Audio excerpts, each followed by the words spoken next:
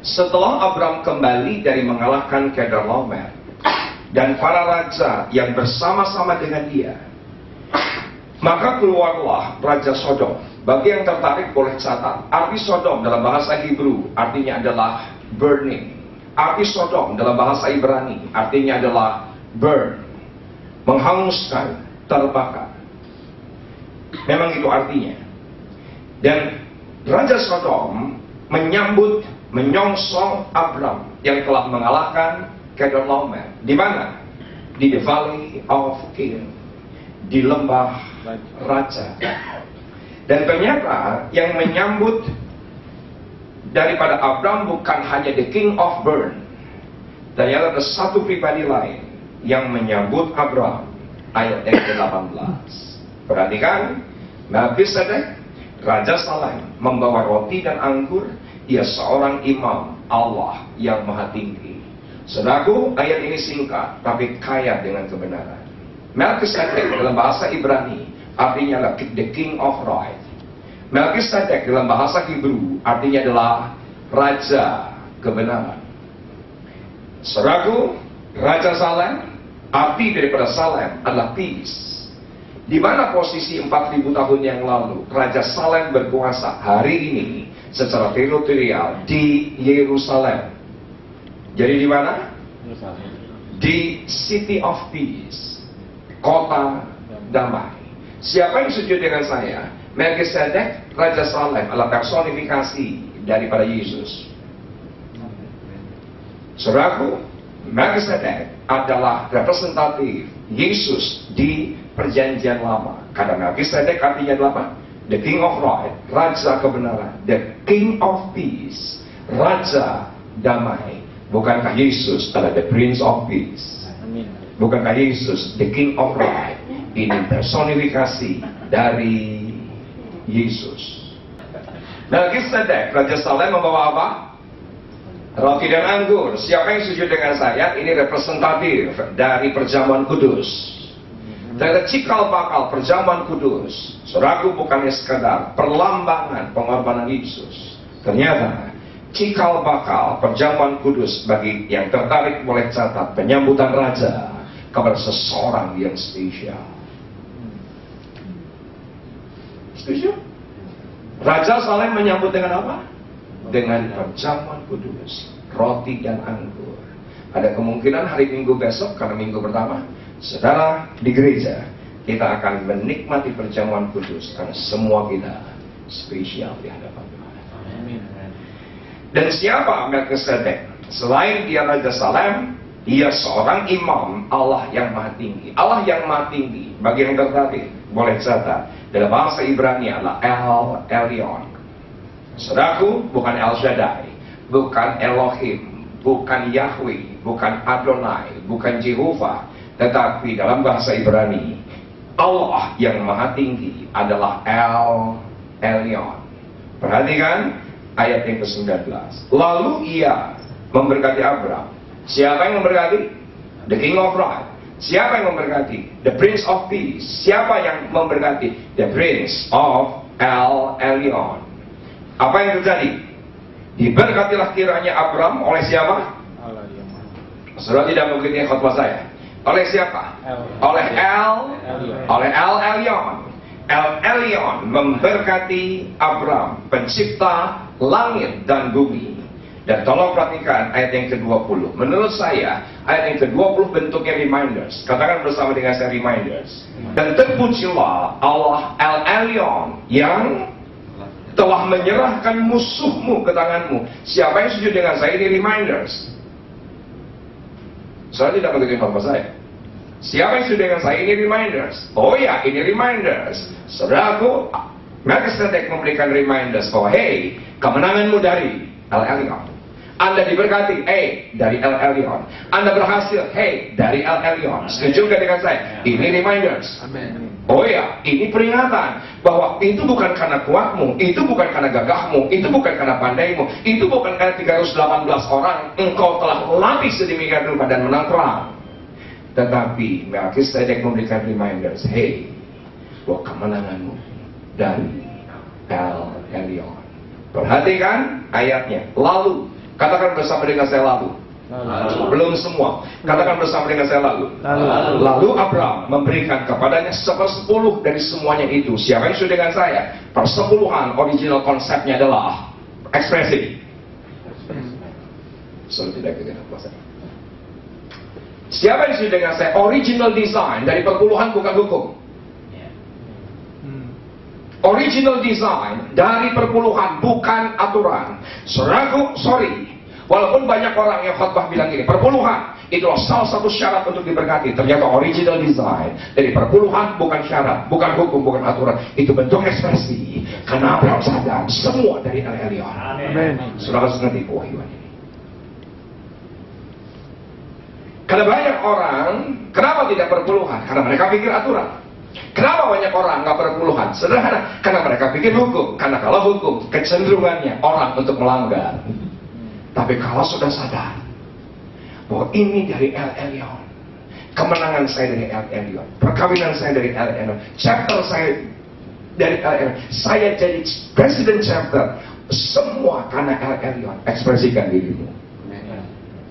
Ulah dijinuai. Nah, sorry, tolong perhatikan apa yang saya katakan. Saya akan tegas ngomong begini. Kalau sudah bilang gini, saya bisnis karena saya hebat. Perkawinan saya bahagia karena saya hebat. Anak-anak saya berhasil karena saya hebat. Tidak perlu perpuluhan. Saya ulangi sekali lagi. Kalau sudah berpikir semua itu karena kehebatan dirimu, tidak perlu perpuluhan. Tapi kalau kita sadar semua dari El Elyon, ekspresikan dirimu.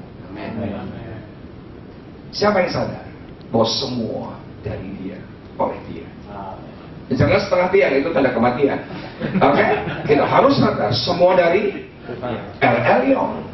Tidak ada kuat dan gagah kita. Benar, kita harus pintar lobbying. Benar, kita harus pintar memanage bisnis. Benar, kita harus pintar memanage chapter kita. Tetapi ujung-ujungnya kita harus mengakui bahwa semua adalah kasih karunia. Dan kalau kita sadar semua karena kasih karunia, ekspresikan dirimu.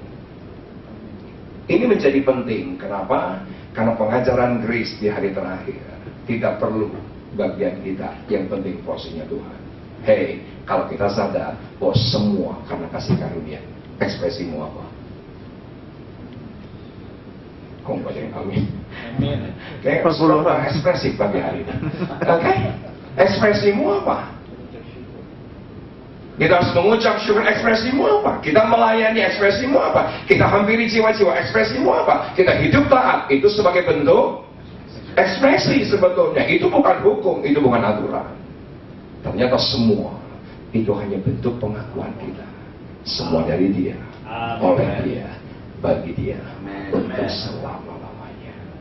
Saudaraku, kalau saudara punya pewahyuan ini, pelayanan akan menjadi sesuatu yang menyenangkan. Ibadah doa pagi bukan sebuah kepaksa, udah karena komit harus datang nanti di absen. Saudaraku, terpaksa kalau saya harus lakukan nanti karena ini sudah komitmen. Kalau sudah berpikir bahwa semualah aturan, semualah hukum, saya minta maaf, kita tidak akan pernah menyenangkan hati Tuhan. Karena itu cuma tipuan semata. Tapi kalau kita sadar, kita doa pagi sebagai bentuk ekspresi, karena semua dari dia, oleh dia, bagi dia, segala sesuatunya akan menyenangkan. Tepuk tangan. Ayat yang ke-1. Di Ikonium pun kedua rasul itu masuk ke rumah ibadat. Orang Yahudi lalu mengajar sedemikian rupa sehingga sejumlah besar orang Yahudi dan orang Yunani menjadi percaya.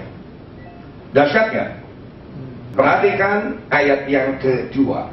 Tetapi orang-orang Yahudi yang menolak pemberitaan mereka memanaskan hati orang-orang yang tidak mengenal Allah dan membuat mereka gusar terhadap saudara-saudara itu.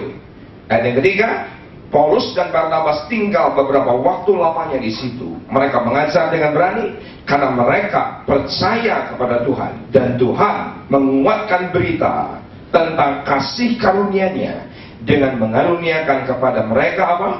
Kuasa untuk mengadakan tanda-tanda dan mukjizat-mukjizat. Tolong lihat tangan saya. Yang sudah lihat katakan yes. Orang Yunani sebagian besar menjadi percaya. Orang Yahudi sebagian besar menjadi percaya. Mereka mengajar dengan berani. Ketika mereka mengajar dengan berani, disertai dengan apa? Tanda-tanda mukjizat, tanda-tanda heran. Bagaimana itu terjadi? Tolong perhatikan ayat yang ke-1. Tidak banyak orang memperhatikan ayat ini. Ayat yang bilang begini, lalu mengajar sedemikian rupa. Siapa yang setuju dengan saya? Kata sedemikian rupa artinya extraordinary. Saya tidak ngerti apa saya. Siapa yang setuju dengan saya? Arti sedemikian rupa artinya adalah excellent. Not only good, not only better, not only best, tetapi excellent. Saudara harus ngerti levelnya. Not only good, not only better, not only best, but excellent. Itu urutannya. Menurut saya sedemikian rupa, not only good, sedemikian rupa, not only better, sedemikian rupa, not only best. Mengajar dengan sedemikian rupa artinya apa? Excellent. Apa arti excellent? Outstanding. Saudaraku, ini tafsiran saya. Mereka mengajar sedemikian rupa karena mereka mengajar dengan ekspresif. Oh iya, dia tahu keselamatan dari kasih karunia. Dia tahu Paulus semua karena anugerah. Maka dia mengajar bukan hanya dengan baik, tetapi mengajar dengan sedemikian rupa. Mengajar dengan excellent. Mengajar dengan ekspresif. Saudaraku, saudara harus catat apa yang saya katakan. Jangan jadi presiden chapter yang biasa, harus yang sedemikian rupa. Amen. Jadi members yang sedemikian rupa. Jadi pengurus yang sedemikian rupa. Jadi penyembah yang sedemikian rupa. Jadi entrepreneur yang sedemikian rupa. Saudaraku, komit mulai pagi hari ini harus sedemikian rupa. Mengerikan sekali kalau saya khotbah, saudaraku, di depan jemaat yang dari awal sampai akhir cuma cemberut. Mengerikan. Siapa yang sudah dengan saya? Betapa mengerikannya kalau kita punya istri yang nggak punya ekspresi. Mengerikan sekali. Mengerikan sekali, sorry. Saudara, kalau kita punya anak yang tanpa ekspresi, semakin saudara ekspresif, semakin menyenangkan. Amin. Saudara percayalah apa yang saya katakan. Amin. Perhatikan ayat yang keempat. Ini pertanyaan banyak orang. Tetapi orang banyak di kota itu terbelah menjadi dua. Ada yang memihak kepada orang Yahudi, ada pula yang memihak kepada kedua rasul itu. Maka mulailah, perhatikan, orang-orang yang tidak mengenal Allah dan orang-orang Yahudi bersama-sama dengan pemimpin-pemimpin mereka menimbulkan apa? Saudara tidak ikutin khotbah saya. Menimbulkan apa? Suatu gerakan untuk menyiksa dan melempari kedua rasul itu dengan batu. Ayat yang ke-6, baca bersama-sama. 2, 3, ya. Setelah rasul itu mengetahuinya, menyingkirlah mereka ke kota-kota di Likaonia, Listra dan Derbe dan daerah sekitar. Tolong perhatikan apa yang saya katakan. Siapa yang sudah dengan saya kedua rasul ini menyingkir bukan karena takut, karena Allah ekspresif. Saudara, saya banyak bergaul dengan entrepreneur. Banyak entrepreneur bilang, kan kalau aku investasi di sektor ini, kehendak Tuhan atau bukan? Kan kalau aku ekspansi di kota ini kehendak Tuhan atau bukan? Kan aku mau develop hidupku ke sektor ini kehendak Tuhan bukan? Aku tuh bilang gini, loh kok tanya pendeta? Tuhan ngomong enggak? Jawabannya adalah, sorry Kang, karena Tuhan tidak berbicara sama aku. Tolong perhatikan, yang benar, Tuhan tidak berbicara. Tapi dari kejadian dan kejadian, sebetulnya Tuhan sedang berbicara. Amin. Nangkap nggak? Ya. Saudara, kita nggak harus seperti Pak Niko yang berkata Tuhan bilang. Ya mungkin Tuhan tidak berbicara. Setuju nggak dengan saya? Kedua rasul menyingkir bukan karena Tuhan bicara, tapi dari kejadian demi kejadian, peristiwa demi peristiwa, sebetulnya Tuhan sedang ekspresif menceritakan dirinya dan apa yang harus kita kerjakan. Dan saudaraku, kalau saudara melihat tanda-tanda, saudara catat statement saya. Don't push Holy Spirit. Jangan paksa Tuhan. Jangan paksa keadaan.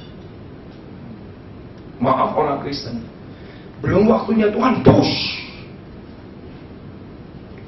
Bukan kehendak Tuhan, saya punya iman. Setuju nggak dengan saya mereka menyingkir bukan karena kurang iman? Setuju. Tapi mereka tahu ekspresinya dari Allah. Dan mereka tidak paksa Tuhan. Jangan paksa Tuhan. Don't push Holy Spirit.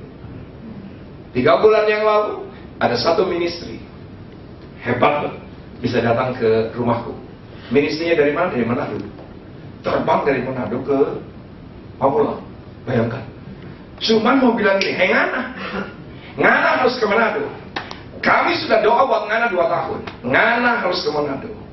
Aku bilang, sorry, nama saya bukan Ngana, nama saya Riza.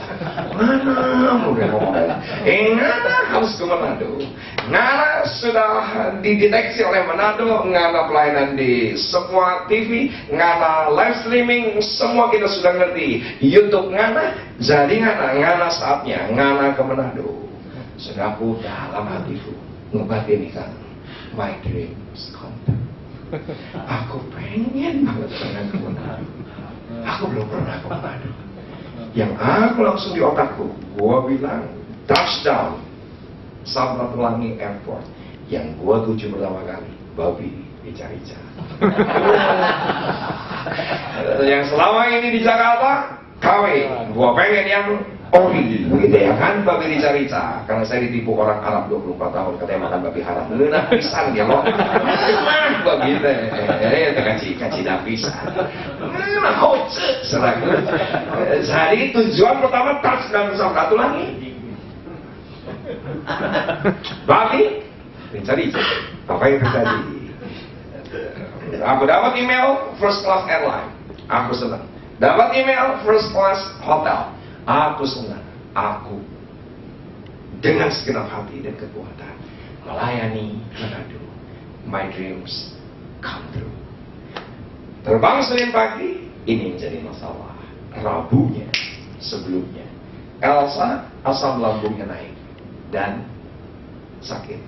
Aku bilang Kamis pagi, kamu lebih baik hospitalize supaya aku nanti ke Manado tenang. Apa yang terjadi? Kamis malam tidak kunjung turun suhunya. Jumat tidak kunjung turun suhunya. Sabtu semakin naik suhunya. Elsa bilang begini, Pak, kamu jangan batalin ke Manado. Itu orang Manado sudah tunggu kamu. Aku cuma bilang gini, aku mau lihat tanda besok hari Minggu sore kamu sudah turun atau naik. Ternyata hari Minggu itu semakin panas kamu. Dan aku langsung batalkan pelayanan ke Manado walaupun 1 hari sebelumnya. Aku bilang dengan segala konsekuensi, aku akan bayar from my pocket. Saya akhirnya transfer, saya selesaikan semua tanggung jawab saya, dan aku batalkan pelayanan ke Manado. Kenapa? Karena istriku ada di rumah sakit. Nangkap benar. Dan saya tidak melayani bukan karena saya kurang iman. Saya percaya Yesus bisa menyembuhkan. Tapi aneh, ada seorang suami pelayanan di Manado, makan babi Rica-Rica. Istri hospitalized. Don't push the situation. Jangan paksa. Karena saya dalam hidup punya prioritas. Yang pertama memang Tuhan. Yang kedua adalah keluarga. Baru yang ketiga adalah pelayanan. Saya tidak akan bolak-balikan. Saya tetap dalam prioritas saya. Yang pertama siapa? Tuhan. Yang kedua baru keluarga. Yang ketiga baru pelayanan. Jangan mentang-mentang pelayanan kita korbankan keluarga. Saya tidak akan paksa Roh Kudus. Senin sore turun panasnya, aku cuman batin kenapa turun panasnya Senin. Kalau Jumat kan lebih bagus, itu udah sekali kan bisa ke Manado gitu maksud saya. Perhatikan ayat di bawahnya. Maksudnya diberkati makanya. Bisa dapatkan sesuatu? Good. Ayat yang ke-7. Di situ mereka memberitakan Injil. Di Listra ada seseorang yang duduk saja karena lemah kakinya dan lumpuh sejak ia dilahirkan. Dan belum pernah dapat berjalan. Siapa yang setuju dengan saya? Kondisi orang ini sangat mengenaskan. Lumpuh sejak lahirnya, tidak dapat berjalan sejak lahirnya. Perhatikan ayat yang ke-9. Dia duduk mendengarkan ketika Paulus berbicara. Dan Paulus menatap dia dan melihat bahwa dia beriman dan dapat disembuhkan. Dari mana Paulus tahu? Ekspresinya. Lengkap nggak pengakuannya? Dari mana dia tahu? Ekspresinya. Nggak dari awal ke akhir. Amin Pak? Ekspresif dong. Dari mana Paulus tahu? Pasti ketika Paulus khotbah, orang ngumpul ini dan ya itu buat gue. Ya amin. Yes, itu pasti gue terjadi. Dari mana? Pasti dari ekspresinya. Semakin ekspresif, pertolongan Tuhan semakin cepat. Saudara bilang begini, oh Tuhan juga tahu hati saya. Tuhan tahu kok kesesakan hidup saya. Tuhan tahu. Saya kan pendiam.